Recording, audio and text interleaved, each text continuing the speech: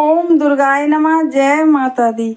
नमस्कार, हमारे YouTube channel पर आप सभी का बहुत बहुत स्वागत है। तो आज का विषय भी हमारा शादियों को ही लेकर है। हम बराबर शादियों के ही उपाय ला रहे हैं ताकि जून तक या जुलाई तक जो समय है, सीजन है शादियों का, तो उपायों को करके ज़्यादा से ज़्यादा बच्चों की शादियां संपन्न हो जाएं। तो आज का जो हमारा उपाय है वह बहुत ही ज़्यादा चमत्कारिक उपाय है, बहुत ही ज़्यादा आजमाया हुआ उपाय है। बहुत सारे लोगों ने इस उपाय को आजमाया है और इसका लाभ उठाया है। तो इस उपाय को करना कैसे है यह आज हम बताएंगे। कौन कौन इस उपाय को कर सकता है यह आज हम बताएंगे, और कैसे यह उपाय करना है इसकी विधि भी आज हम बताएंगे। तो आप इस उपाय को बस करिएगा, बस श्रद्धा भाव के साथ करिएगा, बड़े विश्वास के साथ करिएगा। तो देखेंगे कि इस उपाय को करने के बाद आपके बच्चों की शादी, लड़के हों चाहे लड़कियां, उनकी शादी 101% होनी ही होनी है। तो क्योंकि जब बच्चों की शादियां नहीं होती हैं तो माता पिता के लिए बहुत ही ज़्यादा परेशानी का विषय बन जाता है। हर तरह से सब कुछ घर में है, लेकिन बस बच्चों की शादियां ही नहीं हो पा रही हैं। तो इस उपाय को करने के बाद आप देखेंगे कि कितनी जल्दी आपके बच्चों के रिश्ते आने लगे हैं और कितनी जल्दी बातें बनने लगी हैं। जो आज तक कहीं भी रिश्ता नहीं हो पा रहा था, कुछ भी नहीं हो पा रहा था, तो इस उपाय को करने के बाद आपको बच्चों की शादी में सफलता मिलनी ही मिलनी है, ऐसा हमारा विश्वास है।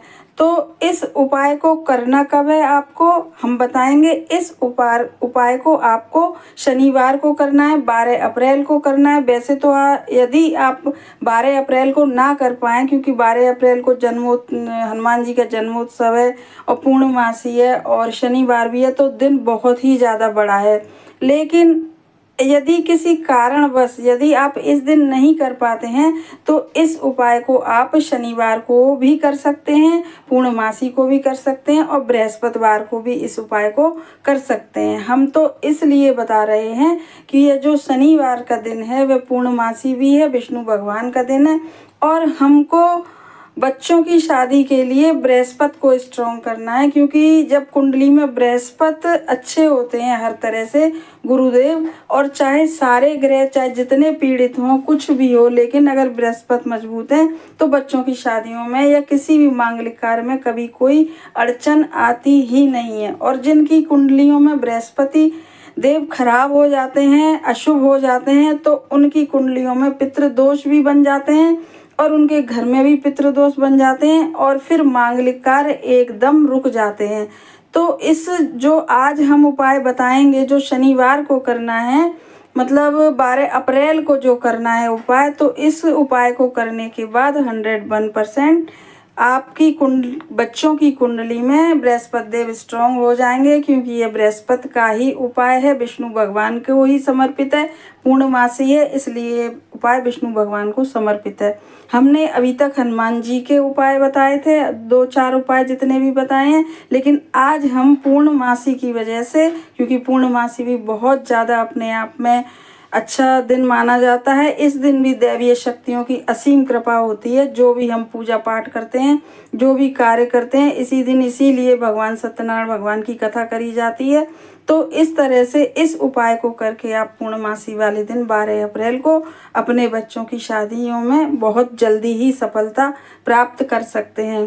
तो उपाय करना कैसे है अब हम ये बताने जा रहे हैं, और इसके लिए किस किस सामग्री की ज़रूरत पड़नी है यह भी बताने जा रहे हैं।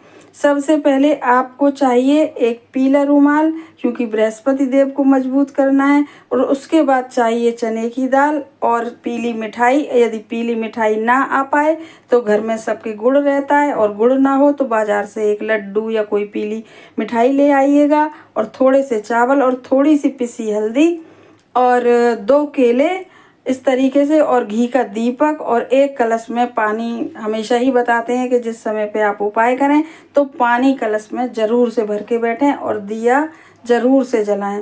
तो इस प्रकार से यह सामग्री सब लेनी है, और अब हम चलते हैं अपने उपाय की तरफ। इस उपाय को लड़के लड़कियां भी कर सकते हैं, और यदि किसी वजह से लड़के लड़कियां घर पर नहीं हैं, कहीं पर जॉब कर रहे हैं या और किसी वजह से घर में नहीं हैं, तो इस उपाय को माताएं भी कर सकती हैं, और यदि माताएं ना कर पाएँ तो पिता भी कर सकते हैं। तो इस उपाय को अब करना कैसे है, अब विधि बताने जा रहे हैं। दिन शनिवार का होगा। इस शनिवार को ना कर पाए, बड़ा दिन है इसलिए बताया है, पूर्णमासी का दिन है, तो आप किसी और भी, चाहे शुक्ल पक्ष का हो और चाहे कृष्ण पक्ष का हो, बृहस्पतिवार को कर सकते हैं, कभी पूर्णमासी को कर सकते हैं और शनिवार को कर सकते हैं इस उपाय को। तो अब करना क्या है कि आपको सुबह जैसे आप स्नान आदि करके अपने घर की दैनिक पूजा करते हैं, तो उसके बाद जब आप पूजा पाठ सब कर लें, और शाम को करें तो शाम को भी यही विधि रहेगी, लेकिन करिएगा सूर्यास्त से पहले ही पहले, क्योंकि यह सूर्य उनका विष्णु भगवान का उपाय है। ये हम तो सुबह की विधि बता रहे हैं, और इसी तरह से शाम की भी विधि होगी। तो करना क्या है, आपको सुबह स्नान आदि से नहा धो के अपनी जैसे दैनिक पूजा करते हैं, उसके बाद आपको एक प्लेट में या थाली, छोटी थाली में, जो हमने सामान बताया है फिर दोबारा बता रहे हैं, कि थोड़ी सी चने की दाल और थोड़ा सा गुड़, 1 पीस गुड़ का, और 2 केले वो अलग से रखने हैं, और चावल थोड़े से, और बिल्कुल थोड़े से ही चावल, और एक पिसी हुई हल्दी थोड़ी सी पुड़िया में बांध लीजिएगा। फिर करना क्या है आपको कि यह सारी सामग्री आपने रख ली। पीली मिठाई रख ली, मिठाई नहीं है तो गुड़ रख लिया, 2 केले ले लिए, वो केले रख लिए। इस तरीके से सारा सामान आपने जुटा लिया। फिर आप अपने पूजा घर में एक दीपक जलाइए उपाय के लिए, पानी का कलश भर के रखिए, और जो भी हमने सामग्री प्लेट में रखवाई है, एक पीला रुमाल भी हमने बताया था आपको, पीला रुमाल हो, पीला कपड़ा हो, तो सबसे पहले वह पीला ही कपड़ा अपने घर के मंदिर में बिछा लीजिए। आपके यहाँ विष्णु भगवान की फ़ोटो हो सकती है, किसी भी भगवान की फ़ोटो हो, राम जी की फ़ोटो हो, कृष्ण जी की फ़ोटो हो, किसी भी भगवान की फ़ोटो हो, तो उनके सामने आप वह कपड़ा बिछा लीजिएगा। और सबसे पहले जो थाली में आपने दाल ली है, तो उस दाल में से 1 मुट्ठी चने की दाल भरिएगा, और 1 मुट्ठी चने की दाल भरने के बाद उस रुमाल पे रख दीजिएगा। और उसके बाद जो पीली मिठाई जो हमने बताई है, 1 पीस पीली मिठाई का, उस रुमाल पर वो पीली मिठाई भी रख दीजिएगा। और जो हल्दी हमने पुड़िया बताई है, पुड़िया में रखिएगा हल्दी, क्योंकि ऐसे तो बिखर जाएगी। तो पिसी हुई हल्दी आप लीजिएगा, पिसी हुई लीजिएगा, और थोड़ी सी हल्दी पुड़िया में 1 आध चम्मच पुड़िया में बांध लीजिएगा, और वह पुड़िया भी वह विष्णु भगवान के सामने जो रुमाल है उसमें रख दीजिएगा। थोड़े से चावल, 1-2 चुटकी चावल रख दीजिएगा, और 1 का सिक्का, जो हम पहले बताना भूल गए थे, 1 का सिक्का भी ज़रूरी है, वह 1 का सिक्का आप उसमें रख दीजिएगा। मिठाई रख दीजिएगा, सब कुछ आपने उसमें रख दिया। अब उस पूरे रुमाल को आप अपने हाथ में ले लीजिएगा। हाथ में इसलिए बताते हैं कि जब कोई भी रुमाल या कोई भी चीज़ सामग्री हमारे हाथों से टच होती है, तो उसमें हम जब मन में जो भी सोचते हैं, तो वह सारी सोच उस सामग्री के अंदर जाना शुरू हो जाती है, और ऐसे हमारी मनोकामनाएं पूरी होती हैं। तो आप उसको श्रद्धा भाव से रुमाल को अपने हाथ में ले लीजिएगा।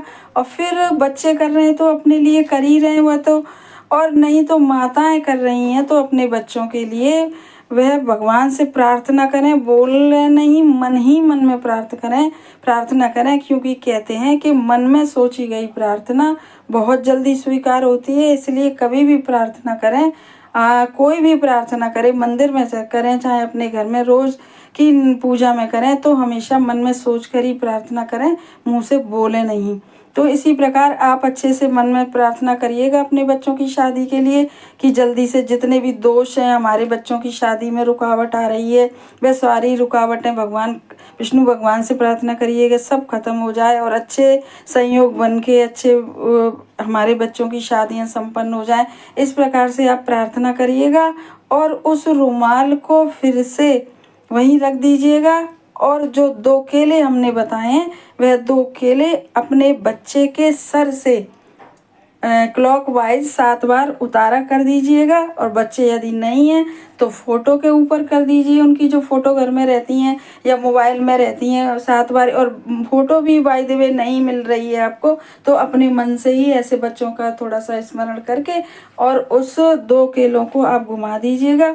और फिर आप उठिएगा और वह जो रुमाल में जो आप सारी सामग्री आपने हाथ में ली थी, उस रुमाल को एकदम बंद करके और आप अपने हाथ में ले लीजिएगा और एक हाथ में दोनों केले ले लीजिएगा।